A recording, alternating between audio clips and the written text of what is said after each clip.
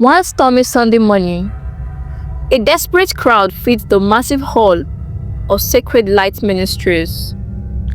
Whispers rippled through the pews as people craned their necks to catch sight of Prophetess Miriam, popularly known as Mama Wonder. Some said she could pierce through a person's soul, revealing secrets no one could ever know. Others swore she had the power to speak directly with God. But today, something unsettling hung in the air. Just then, a scream echoed from the side of the hall. A woman named Agnes, one of Mama Wonder's trusted aides, rushed to the front, wide-eyed and shaking. She did it again! Mama healed him! The congregation erupted in cheers. But among the joyous crowd, Ruth, a quiet churchgoer who had attended for months, noticed something strange. She had seen this very crippled man walking around the markets just days before. Doubt clawed at her heart. But who would believe her? Mama Wonder was powerful, untouchable. Her followers would defend her fiercely. Years ago, Miriam had been a simple girl from a humble, God-fearing family. Her parents raised her to be honest, devoted, and to walk in the light.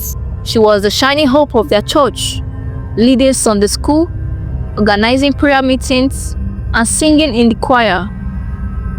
Everyone adored her, and some even said she was destined for greatness.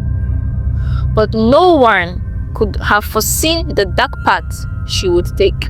As a young woman, struggling to build her ministry, Miriam attended a grand conference for pastors. There, she met several famous preachers who seemed to wield a mysterious power. The leader, Pastor Emmanuel, pulled her aside.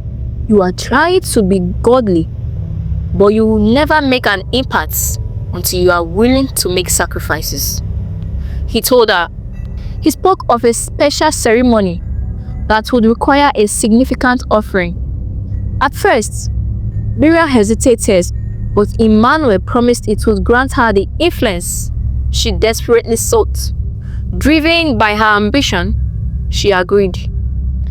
That night, she participated in a strange ritual, offering up her chance to ever have children. The pastors gathered around, chanting, while Miriam's heart pounded with fear and anticipation. When it was over, she felt an otherworldly power settle around her like a dark cloak. Something had changed. After returning from the conference, Miriam's fortune began to shift. People started flocking to her services, and soon, the entire country heard of Mama Wonder. Her fame grew, and with it, her words. But this was only the beginning. Unknown to her followers, Prophetess Miriam, the woman they worshipped as Mama Wonder, was far more than a deceitful prophetess. Underneath her human exterior lay an ancient, sinister secret. Miriam was a half-human, half-serpent, a hybrid of darkness whose origin traced back to a mysterious underwater covenant she had entered after joining the occult. Every midnight, she would disappear from her luxurious mansion, leaving the world of mortals behind. In the dead of night, Miriam would shed her human form and transform into a creature with scales as dark as midnight. This transformation marked her journey to the underwater kingdom, where her true allegiance lay. Miriam would slip silently into the river behind her mansion, vanishing beneath the waters as if swallowed by the earth itself. There, in the depths, she would join her occultic brothers and sisters, other pastors and prophets who had pledged themselves to the marine kingdom. Together, they shared twisted wisdom and dark strategies to keep their congregations bowed in deception. For Miriam, this was the source of her power. The marine queen, a towering figure with serpentine features, bestowed upon her strength, visions, and the ability to see into the lives of her followers. But the price for this power was steep: her soul, her humanity, and her womb. Miriam's sacrifices to the marine kingdom had left her barren. A trade she had willingly made for authority and influence in the physical world. Back in her church, no one suspected a thing. To them, Miriam was a holy prophetess. Her congregation continued to grow as people flocked from far and wide, desperate for miracles, healing, and deliverance. Those who sought her favor were willing to pay any price, from cash offerings to livestock and even precious family heirlooms. Miriam's ministry had become a relentless machine, swallowing people's words and hopes alike. Within months, she introduced strange new practices. Each member was handed a mirror, which she called the mirror of life. This mirror, she would say in a commanding tone, is blessed by the Almighty Himself. Every morning, look into it, speak to it, and you will see the parts of your spirit that needs healing. Her congregants cherished these mirrors, believing they were on a path to spiritual growth. In reality, the mirrors were tools connected to the marine world. Through them, Mama Wanda could peer into her members' lives, studying their weaknesses, secrets, and fears. One Sunday, Miriam called a young man named Michael to the front.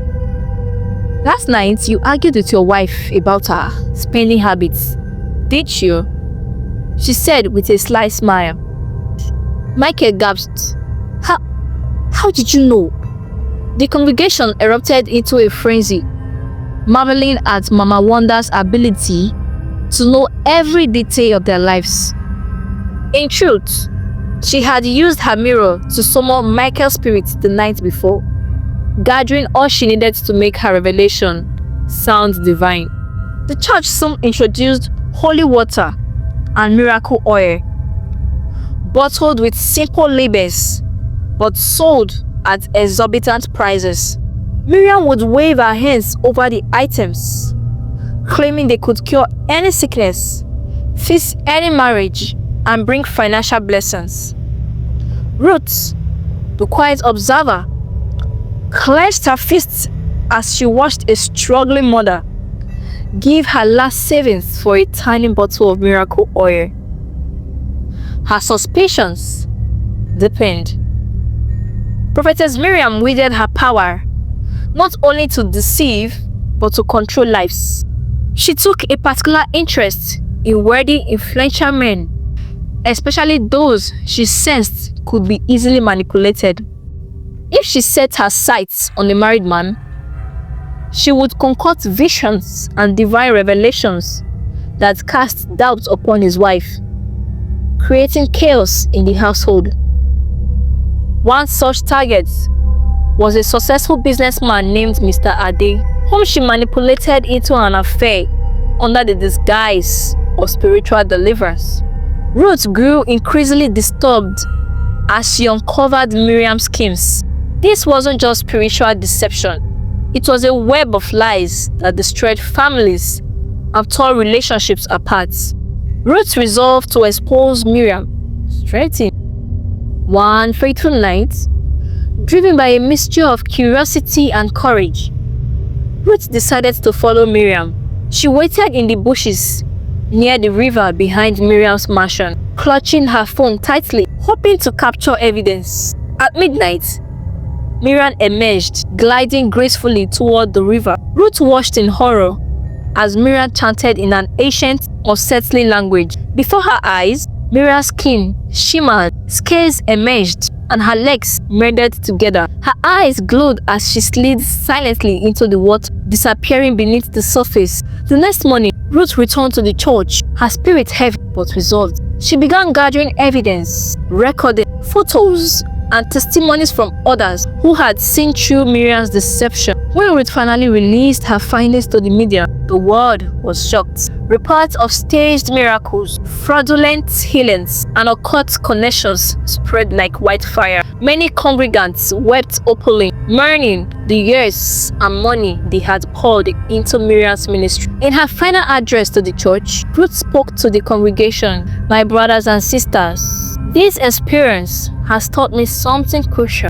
Just because someone calls themselves a prophet or servant of God doesn't mean they are.